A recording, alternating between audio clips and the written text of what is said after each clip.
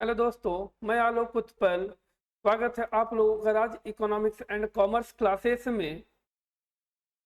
हम लोग टॉपिक बढ़ने से पहले कुछ आप लोगों को जानकारी दे दूं जो मैं हर एक क्लास में इस चीज को शेयर करता हूं, तो एक बार फिर से देख लो आप लोग। ये हमारा ऐप है Raj economics and commerce classes, जिसमें एकेडमिक स्टूडेंट्स के लिए या कॉम्पिटिटिव एग्जाम दोनों के लिए, जैसे कॉम्पिटिटिव एग्जाम में UGC NET commerce and economics both है, CUET UG PG, TGT PGT economics and commerce, और एकेडमिक के लिए UG economics, PG economics, UG commerce and Icom.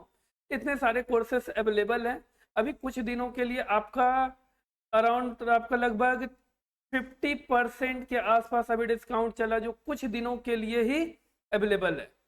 ठीक है, तो जितना जल्दी हो सके आप लोग कोर्स में इनरोल कीजिए, और इस जो बेनिफिट है वो जो भी ये मतलब आप लोगों को ऑफर है, इसका बेनिफिट उठाइए। ठीक है, चलिए अब हम लोग आते हैं अपने टॉपिक में।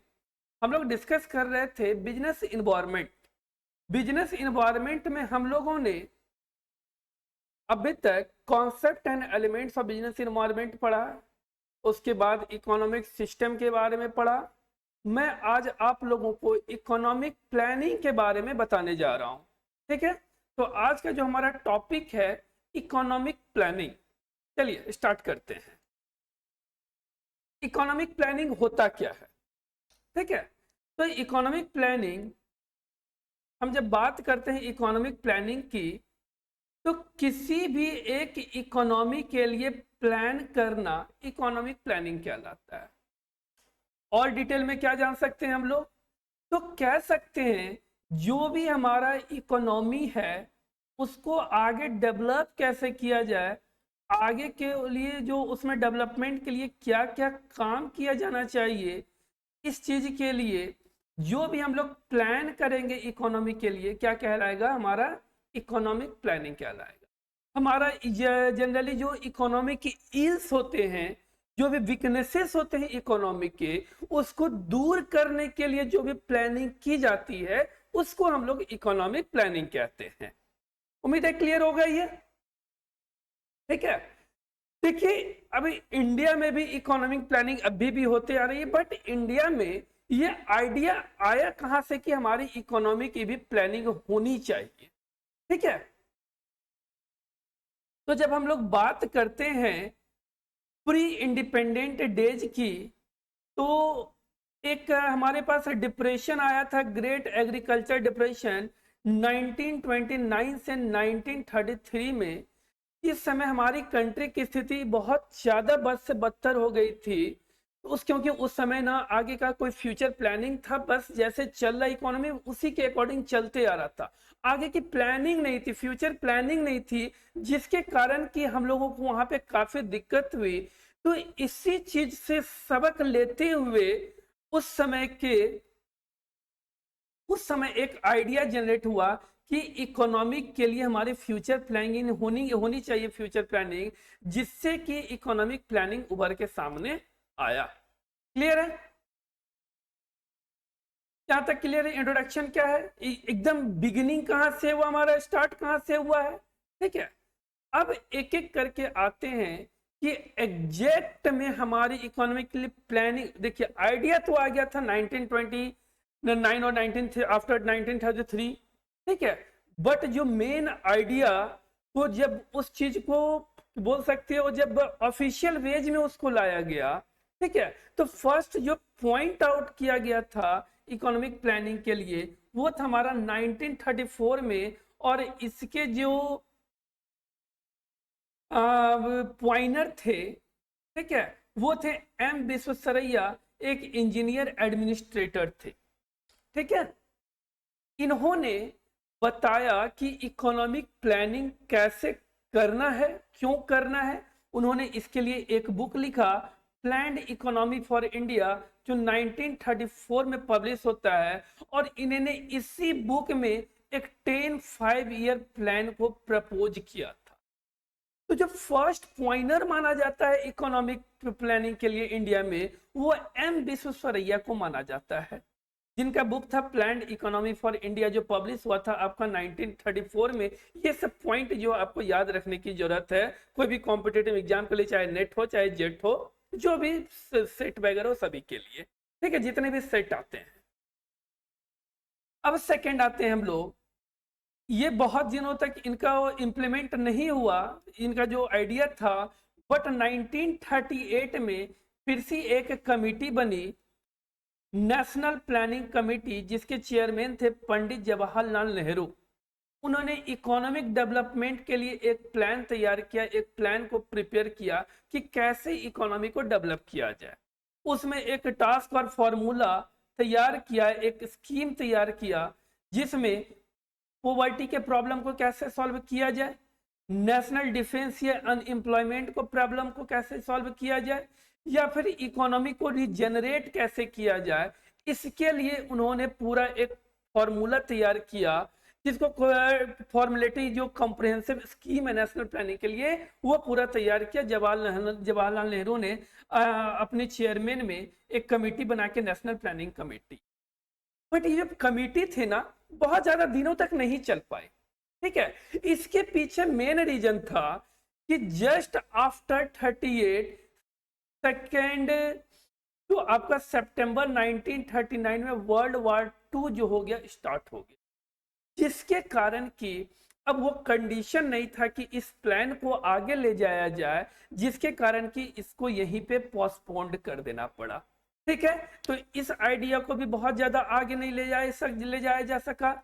इसके बाद फिर 1944 में 3 प्लान आया, एक बॉम्बे प्लान के नाम से जानते हैं, एक पीपल प्लान के नाम से जानते हैं, और एक गांधीयन प्लान के नाम से जानते हैं, ठीक है।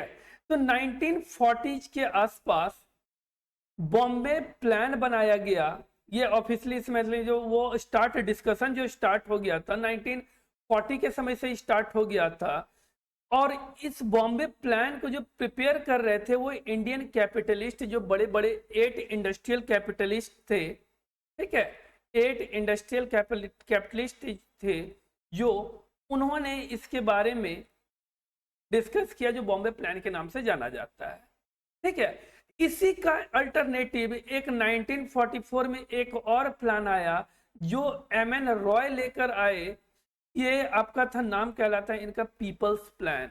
ये बॉम्बे प्लान का अल्टरनेटिव था पीपल्स प्लान, जो एमएन रॉय के द्वारा प्रिपेयर किया गया था 1944 में, ठीक है। इनका जो मेन प्लानिंग था ना, वो सोवियत टाइप प्लानिंग था, क्योंकि कह सकते हो जो हम लोग अभी जस्ट पिछले क्लास में जब इकोनॉमिक सिस्टम में पढ़े थे सोशलिस्ट इकोनॉमी, तो जस्ट इसका सोशलिस्ट के बेसिस पे ये प्लान था इनका, इसीलिए इनको सोवियत टाइप प्लानिंग बोला जाता है, ठीक है ना। इनका मेन प्रायोरिटी जो था हमारा एग्रीकल्चर और स्मॉल स्केल इंडस्ट्री था।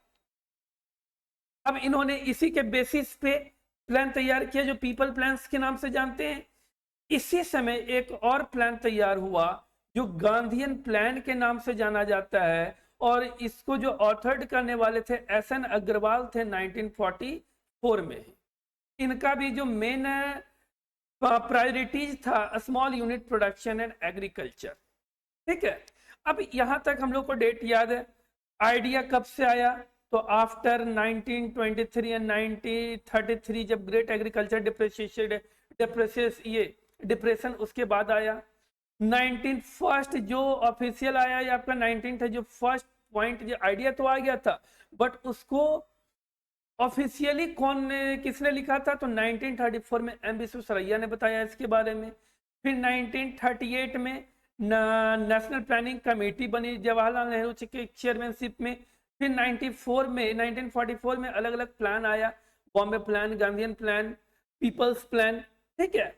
ये सब प्लान बना तो जरूर, बट सक्सेस नहीं हो पाया, ठीक है। कोई भी रीजन रहे होंगे, बट ये इंप्लीमेंट नहीं हो पाया। उसके बाद इंडिया को आजादी मिल गई। आजादी के बाद अब प्रॉपर वे में इकोनॉमी के लिए प्लानिंग स्टार्ट हुई, इंडियन इकोनॉमी के लिए प्लानिंग स्टार्ट हुई। तब जाके हमारा 1950 में एक प्लानिंग कमीशन नाम का एक ऑर्गेनाइजेशन बना, जो प्लानिंग के बारे में पूरा चीज जो पूरा काम करता था। ठीक है, ये क्या कहता है, आफ्टर इंडिपेंडेंस बना ये आपका, किसके द्वारा setup by government of India के द्वारा सेटअप किया गया। कब सेटअप किया गया, तो मार्च 1950 में सेटअप किया गया। इसका जो मेन एम था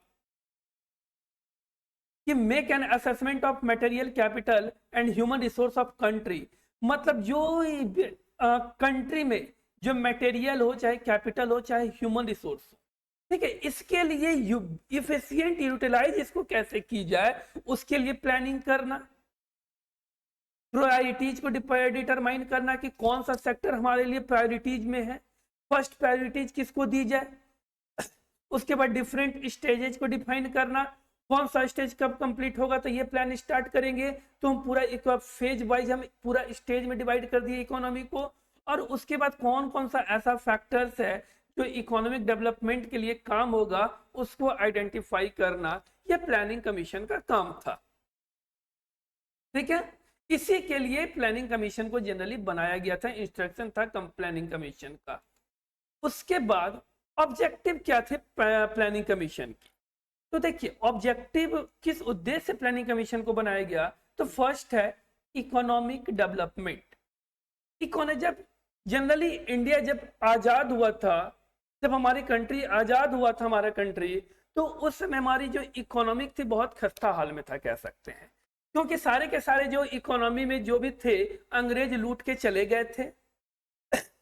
तब अब उस स्टेज से कैसे इकोनॉमी को हम आगे ले जाएं, तो इसी के लिए प्लानिंग कमीशन को तैयार किया गया था। ठीक है, तो अब उस समय जो काफी पॉवर्टी थी या बैकवर्डनेस था जो हमारा इकोनॉमी का, उसी प्रॉब्लम को सॉल्व करने के लिए, जो उस हमारी कंट्री अंडर डेवलप कंट्री थी, तो उसी चीज को आगे अंडर डेवलप से डेवलपिंग की ओर, डेवलपिंग से डेवलप की ओर कैसे ले जाया जाए कि जो हमारा इकोनॉमी डेवलप होगा, उसके लिए प्लानिंग कमीशन को बनाया गया। सेकेंड है इंक्रीज एम्प्लॉयमेंट। स्थिति थी कि बहुत सारे लोग उस समय बेरोजगार थे, तो उस बेरोजगारी को पार कैसे पाया जाए, कैसे उस बेरोजगारी को कंट्रोल किया जाए, कैसे एम्प्लॉयमेंट को बढ़ाया जाए, कैसे रोजगार को बढ़ाया जाए। ठीक है, तो इसी चीज के लिए प्लानिंग कमीशन को तैयार किया गया कि हमारे कंट्री में बेटर मैन पावर को कैसे बेटर यूटिलाइज करके एम्प्लॉयमेंट को इंक्रीज किया जा सकता है। तीसरा है सेल्फ सफिशिएंट। हमारी कंट्री बहुत बुरे हाल में थी, हमारे पास जो भी चीज था, एग्रीकल्चर बहुत अच्छी स्थिति में नहीं था, हमारे पास थी तो बहुत सारे चीज, रॉ मटेरियल बहुत सारे थे, माइनिंग मिनरल्स बहुत सारे थे, एग्रीकल्चर भी हमारा एग्रो बेस्ड कंट्री कहलाता था, बट उस समय उसके लिए कोई प्लानिंग नहीं था कि कैसे हम उसको बढ़ाएं कि उसके ऊपर हम सेल्फ सफिशिएंट हो सकें, मतलब कि उस चीज को हमें इंपोर्ट ना करना पड़े, हम खुद से उसको प्रोड्यूस करके सेल्फ सफिशिएंट बन जाए। तो इसी चीज को कंप्लीट करने के लिए इकोनॉमिक प्लानिंग लाया गया। फिर है इकोनॉमिक स्टेबिलिटी। अब इकोनॉमिक स्टेबिलिटी में क्या है, हमारा जो इकोनॉमी कभी कभी हाई इन्फ्लेशन रहता था, कभी वेरी लो इन्फ्लेशन हो रहा है, मतलब कभी प्राइस बहुत ज्यादा हाई हो जा रहा है, राइज कर रहा है, कभी काफी लो से राइज कर रहा है, जिसके कारण जो हमारी इकोनॉमिक थी काफी इम्बैलेंस हो रही थी, तो उसको स्टेबल कैसे किया जाए, उसके लिए जरूरी थी इकोनॉमी प्लानिंग। ठीक है, तो इसलिए प्लानिंग कमीशन लाया गया। फिर नेक्स्ट ऑब्जेक्टिव क्या था प्लानिंग कमीशन का, सोशल वेलफेयर। हमारी कंट्री में उस समय बहुत सारे पुअर पीपल थे, जिसको सही तरीके से एजुकेशन की फैसिलिटीज नहीं मिल पा रही थी, हेल्थ सिस्टम उस समय का बहुत अच्छा नहीं था, टेक्निकल एजुकेशन नहीं मिल पा रहा था, साइंटिफिक एडवांसमेंट नहीं मिल पा रहे थे, तो ये सब चीज को दूर करने के लिए सोशल वेलफेयर, कैसे ये सब चीज सोशल वेलफेयर करके ये सब प्रॉब्लम को दूर किया जाए, तो इसके लिए जरूरत पड़ा इसको। फिर है रीजनल डेवलपमेंट। उस समय क्या था ना कि पंजाब हो गया, हरियाणा, गुजरात, महाराष्ट्र, तमिलनाडु, आंध्र प्रदेश, ये सब स्टेट थे जो ठीक ठाक स्थिति में थे, बट जैसे यूपी, बिहार, उड़ीसा, नागालैंड, मेघालय, हिमाचल प्रदेश, ये सब काफी इकोनॉमिकली बैकवर्ड थे। तो इस रीजन को जो बहुत ज्यादा इम्बैलेंसेस था, बहुत ज्यादा डिफरेंसेस था, तो जो बैकवर्ड स्टेट थे उसको डेवलप करके उस रीजन को डेवलप करके रीजनल इम्बैलेंसेस को दूर करना, रीजनल इक्वलिटी लाना। फिर है रिड्यूस इकोनॉमिक इनइक्वालिटीज, जिसमें पुअरर जो रिचर थे वो मोर रिचर होते जा रहे थे, ज्यादा रिचर जो पुअरर थे वो कंटिन्यूसली पुअरर होते जा रहे थे। तो ये दोनों को डिफरेंस को कम करने के लिए, इकोनॉमिक इक्वलिटीज को कम करने के लिए काम करना था इसको।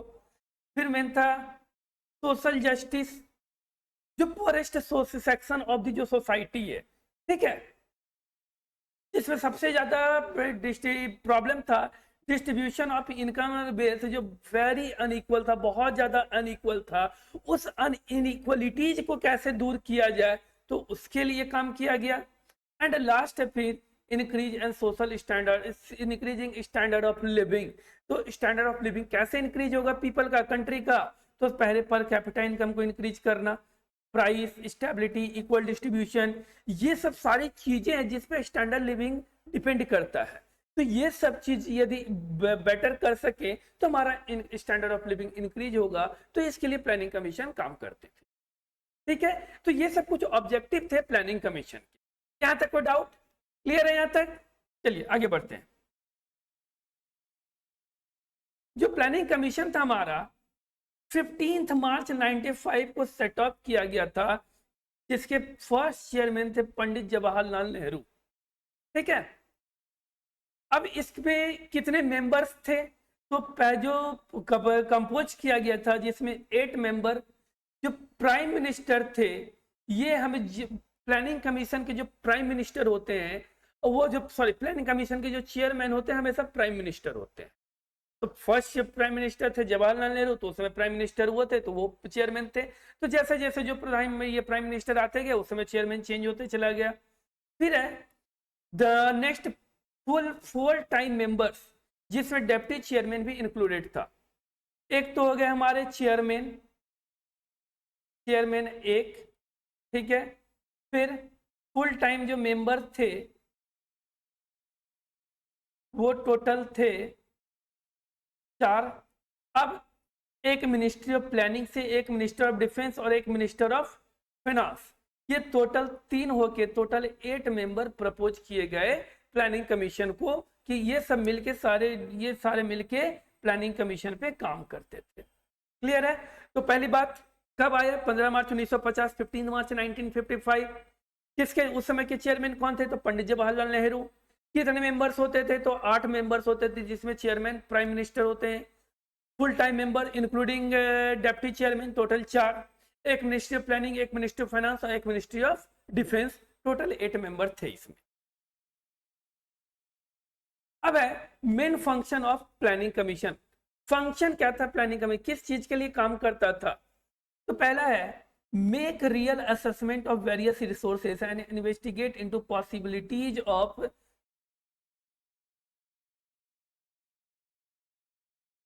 Possibilities on augmented resources. मतलब देखिए, जो वेरियस रिसोर्सेज हमारे पास अवेलेबल थे उसको इन्वेस्टिगेट करना और उसको प्रॉपरली असेस करना कि प्रॉपरली वो एफिशिएंट यूटिलाइज हो सके, उसके लिए काम करता था प्लानिंग कमीशन। फिर क्या था? फॉर्मुलेशन ऑफ प्लान को फॉर्मुलेट करना, defining stages for planning implementation and determining plan priorities. बहुत सारे प्लान होते थे, बहुत सारे स्टेजेस होते थे, तो कौन से प्लान को फर्स्ट प्रायोरिटीज दी जाए, तो उसके लिए planning commission different priorities divide करती थी कि कौन सा काम को फर्स्ट प्रायोरिटीज देना है और कौन सा स्टेज पहले स्टार्ट करना है, ठीक है। तो वो पूरा काम को डिफरेंट स्टेजेस में डिवाइड कर देते थे और जो पूरा प्लान था उसमें प्रायोरिटीज सभी को अलग अलग करके प्रायोरिटीज दी जाती थी।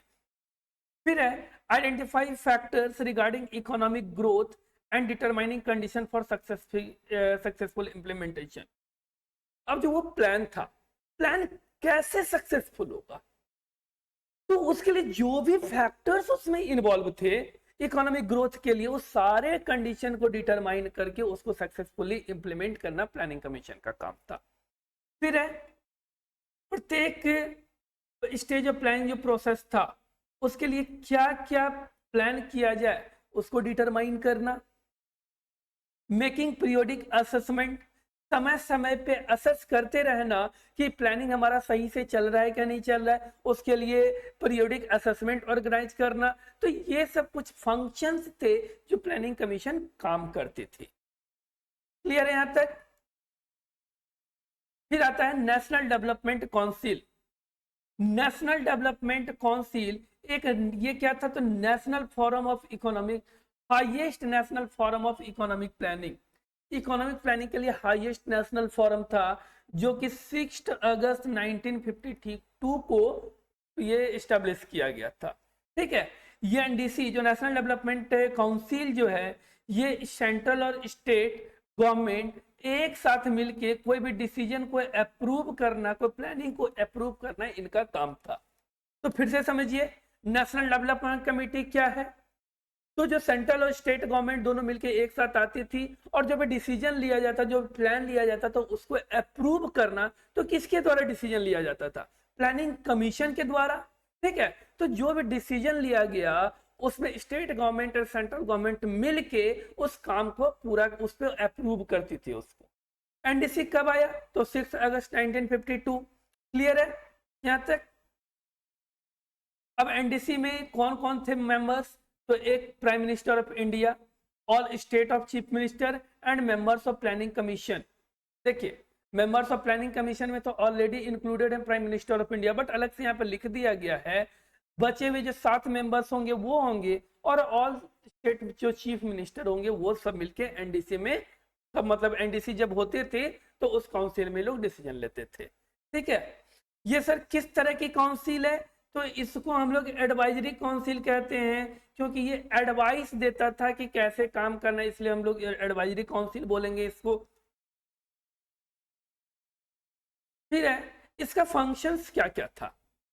तो फंक्शंस में वही चीज है, नेशनल प्लान को डिफरेंट टाइम पे पीरियडिकल रिव्यू करते रहना कि प्लानिंग हमारा सही से जा रहा है कि नहीं जा रहा है। उसके बाद consider important question related social and economic policy affecting national development. वैसा फैक्टर्स जो नेशनल डेवलपमेंट को अफेक्ट कर रहा है, वो सोशल फैक्टर्स हो चाहे इकोनॉमिक फैक्टर्स हो, उस फैक्टर्स को कंसीडर करना एनडीसी का काम था।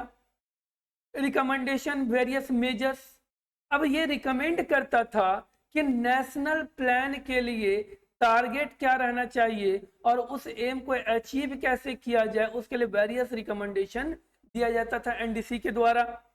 फिर है एक जो सबसे इंपॉर्टेंट का था नेशनल डेवलपमेंट काउंसिल का, ये आपका सबसे इंपॉर्टेंट क्वेश्चन है, चाहे जितने भी कॉम्पिटेटिव एग्जाम हो, खासकर जो हायर एजुकेशन के नेट जेट सेट जितने सारे भी एग्जाम हो सभी के लिए, कि एनडीसी जो फाइनल डिसीजन देती थी regarding allocation of central assistant for planning among different state, मतलब कौन से स्टेट को कितना सेंट्रल असिस्टेंट, ये financial central assistant for planning generally financial assistant कहलाएगा।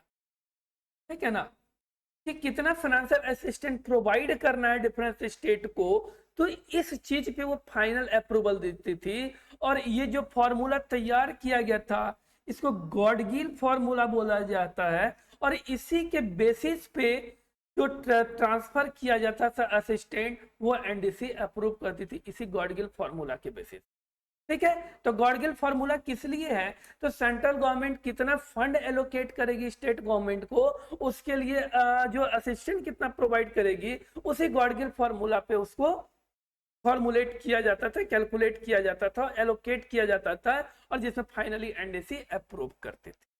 और लास्ट फाइनली वही है, NDC approve the draft plan prepared by planning commission of the our country. Planning commission finally क्या, जो प्लानिंग कमीशन जो तैयार किया गया प्लानिंग कमीशन के द्वारा जो प्लान, उसको फाइनली अप्रूव करती थी। यहां तक क्लियर है? इसके आगे कुछ कुछ पार्ट है, जैसे प्लानिंग कमीशन के द्वारा एक प्रपोज किया गया था 5 इयर्स प्लान, जो कि हमारा 1951 से स्टार्ट होता है। तो कितने 5 इयर्स प्लान है, उसके ऑब्जेक्टिव्स क्या क्या थे, मेन फोकस किस चीज पे था, उसके मॉडल कौन कौन से हैं, कितना टारगेट रखा गया, कितना अचीव हुआ। ठीक है, ये तब कुछ कुछ बातें जो है बहुत इंपॉर्टेंट है आपके एग्जाम के रिलेटेड, उसको हम लोग डिस्कस करेंगे नेक्स्ट क्लास में।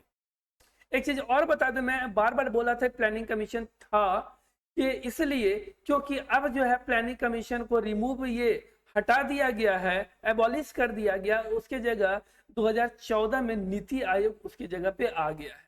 ठीक है, तो जब पढ़ेंगे प्लानिंग कमीशन में जितने 5 ईयर्स प्लान खत्म होंगे तो उसके बाद हम लोग नीति आयोग के बारे में पढ़ेंगे।